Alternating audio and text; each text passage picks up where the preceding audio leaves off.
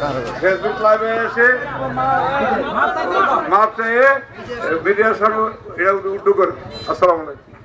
ধন্যবাদ শফিক ভাইকে। এই পর্যায়ে আপনাদের সামনে বক্তব্য নিয়ে আসবেন ৬ নং গোপীনাথপুর ইউনিয়নের সাবেক তিনবারের সফল চেয়ারম্যান এবং কসবা উপজেলা বিএনপির সাবেক যুগ্ম সম্পাদক মোহাম্মদ আনোয়ার হোসেন ভূঁইয়াকে বক্তব্য রাখার জন্য আমি বিশেষভাবে অনুরোধ করছি। বিসমিল্লাহির রহমানির রহিম। সুপ্রিয় গোপীনাথপুর ইউনিয়নবাসী, প্রত্যেকে আমার সালাম গ্রহণ করুন। আসসালামু আলাইকুম ওয়া রাহমাতুল্লাহি ওয়া বারাকাতুহু।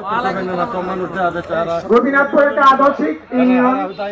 কসবা উপজেলার মধ্যে জনসংখ্যা এবং আয়তনের দিকটা বিবেচনা করলে সেটা প্রথম স্থানে আছে এবং কসবা উপজেলাতে যদি এটাকে বিবেচনা নিতে হয় তাহলে গণিকানি জনের দিকটা বিবেচনা করলে সেটা প্রথম স্থানে অধিকার করে রাখেন।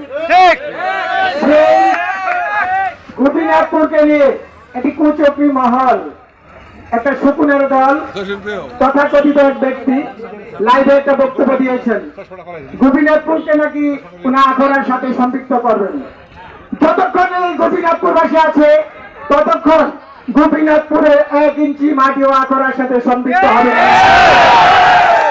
এর প্রতিবাদ যথাযথভাবে গোপীনাথপুরবাসী এবং উপজেলাবাসী আপনাদেরকে দিবে।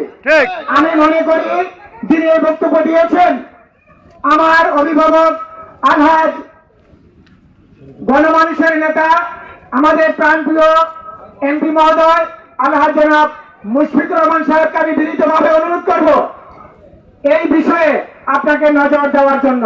আমি আশা করি আপনি যদি সুনজর দেন তথাকথিত কবির সাহেব কেন কারো বাবার ক্ষমতা হবে না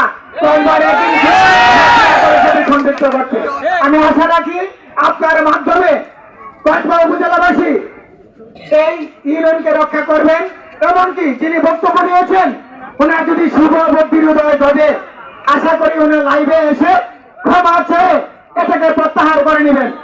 আর যদি প্রত্যাহার না করেন তাহলে আপনার বিরুদ্ধে আমরা যা যা করণীয় তা করতে আমরা বাধ্য হবো এবং পদক্ষেপ নিতে হয় সেটা আমরা নিব এবং আমরা আপনার বিরুদ্ধে কঠোর আন্দোলন গড়ে তুলতে বাধ্য হব। আশা করি আপনি আপনার শুভবুদ্ধির উদয় ঘটিয়ে এই বক্তব্যটাকে প্রত্যাহার করে নিয়ে আমাদেরকে আমাদের মতো করে থাকতে দেন। আর কসবার এই গোপীনাথপুরকে নিয়ে ঘাটাঘাটি করবেন না এবং এর তীব্র নিন্দা ও প্রতিবাদ করছি। আশা করি আপনার শুভবুদ্ধির উদয় ঘটিয়ে আমাদের এই লাইভে এসে আমাদের এই যে বক্তব্যটা দিয়েছেন এই বক্তব্যটা পুনরায় প্রত্যাহার করে আপনি আমাদেরকে সন্তুষ্ট করবেন এই আশাবাদ ব্যক্ত করছি। আর না হয় এই আন্দোলন চলমান থাকবে, সেটা তীব্র থেকে তীব্রতর হবে ইনশাআল্লাহ। পরিশেষে আশা করি আপনারা যারা আছেন থাকবেন এই বলে আমি আমার বক্তব্য শেষ করছি। আল্লাহ হাফেজ।